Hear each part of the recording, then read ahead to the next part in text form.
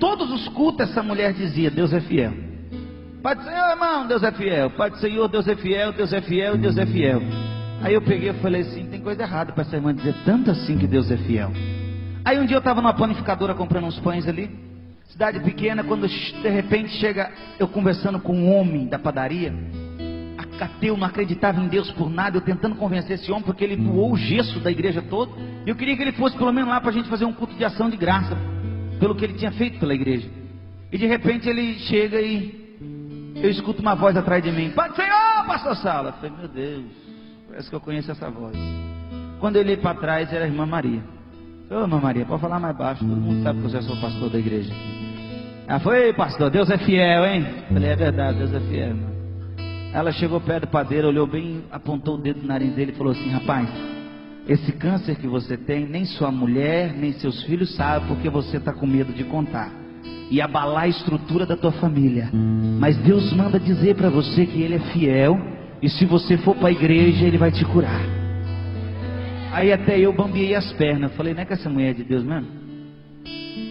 E essa mulher continuava dizendo: Deus é fiel. Eu um dia eu não aguentei, a igreja foi crescendo, um dia eu não aguentei. Eu falei: enquanto a mocidade louva a Deus, a irmã Maria entra na sala minha, tinha uma porta do lado do altar. E eu, pastor com jeitinho brasileiro, eu cheguei e falei assim: irmã, não leva mal não, mas eu gostaria de fazer uma pergunta para a irmã. Ela falou: pastor, eu estou aqui para responder o que o senhor quiser, mas antes, Deus é fiel na sua vida, viu?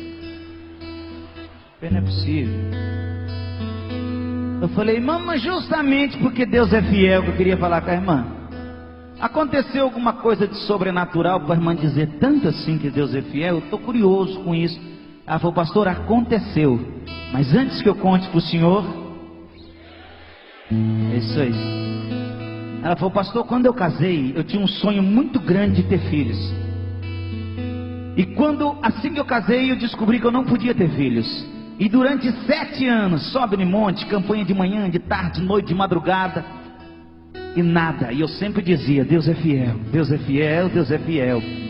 E depois de 7 anos, no mês eu senti algo diferente no meu corpo. Eu fui fazer o exame, eu constatei que eu estava grávida. Eu falei: ô irmã, me perdoa, pode dizer que Deus é fiel? Ela falou: não quis ouvir, vai ter que ouvir até o fim agora. Ela falou assim: minha filha nasceu, cresceu. Quando ela pegou uma idade de 9 para 10 anos, ela foi acometida de uma doença por nome de leucemia. Caiu todo o cabelo da minha filha. E os recursos que tinha em Pedregulho se limitaram. Levamos para Ribeirão Preto, que é um hospital das clínicas, perto de Pedregulho.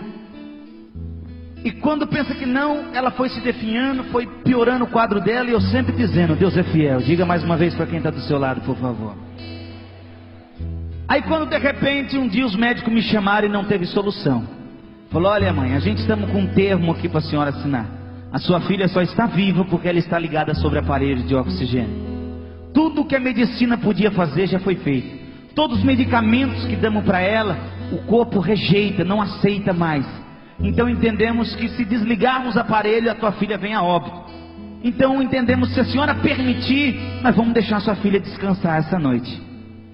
Ela olhou para mim e falou: pastor, naquele momento eu peguei a caneta e olhei bem no olho daquele médico, e começou a sair lágrimas dos meus olhos, e eu disse: doutor, a minha vida pode parecer com a de Jó.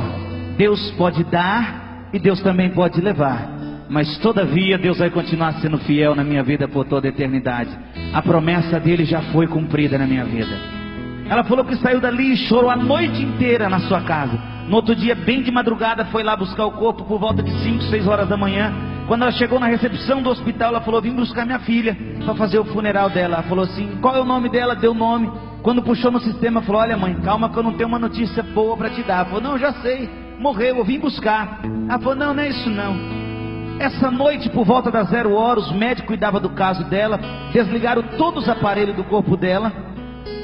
E depois de meia hora, o médico cuidava do caso dela, que estava de plantão, voltou para constatar o óbito dela. O corpo dela já não se encontrava naquele lugar. Não sabemos se pegaram. Sair andando era quase impossível ela ter saído andando de lá. Mas estamos procurando, o hospital é muito grande, também estamos procurando. E ela contando que desesperada, entra para dentro daquele hospital e começa a entrar num quarto, no outro, os médicos e enfermeiros falaram assim: não pode sair andando assim, gritando, dentro do hospital, não pode fazer isso. Ela falou: pastor, eu ignorei tudo naquele momento e comecei a entrar num quarto, no outro. pedindo pela minha filha. Subi no andar de cima, entrava num quarto do outro. Quando eu cheguei no terceiro andar, eu caí de joelho prostrado no chão e disse: Deus fiel da minha vida, eu tenho direito pelo menos sequer de velar minha filha ainda. Pô, pastor, quando eu olhei para o meu lado direito tinha uma porta que não estava aberta e nem fechada, a porta estava meio aberta, e eu vi uma perninha de uma criança que correu. Na hora eu falei: a perna da minha filha, tem uma mancha na batata da perna direita, só pode ser a perna da minha filha. Mas quando ela entrou dentro daquele quarto e viu a filha dela sem cabelo, coradinha, brincando com duas crianças naquele quarto, ela caiu de joelho novamente no chão prostrada e falou: minha filha, o que aconteceu com você? A filha chega perto dela e começa a enxugar as lágrimas dela e disse: calma, mãe, eu vou contar para a senhora. Essa noite eu estava num quarto lá em cima, uns homens de branco entrou, desligou todos os aparelhos e me desejaram uma boa viagem. Disseram que eu ia sair dessa vida e nunca mais iria voltar. Despediram-se de mim, viraram as costas e apagaram a luz. Quando eu senti, meu coração foi parando de bater. Naquele momento eu falei: cadê o Deus fiel que a minha mãe falava tanto lá em casa? Quando de repente, mãe, entra um homem de branco novamente dentro daquele quarto. Ele não acendeu a luz, mas eu não conseguia ver o rosto dele porque brilhava mais do que a luz ao sol ao meio-dia. Ele chegou pertinho de mim, me pegou pela mão, colocou sentado, me deu um copo de água, e conforme eu fui beber naquela água, eu fui sentindo meus órgãos voltando a funcionar. Ele me colocou de pé novamente e falou: minha filha, pode sair correndo para dentro desse hospital. Pode correr, você está curada a partir de agora. Mas quando você vê a tua mãe, você fala para ela que eu sou fiel na vida dela, até o arrebatamento da igreja na face dessa terra. Diga mais uma vez para quem está do seu lado: Deus é fiel na sua vida, irmão.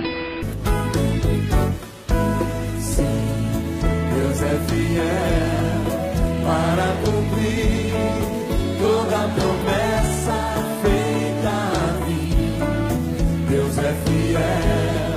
Deus é fiel.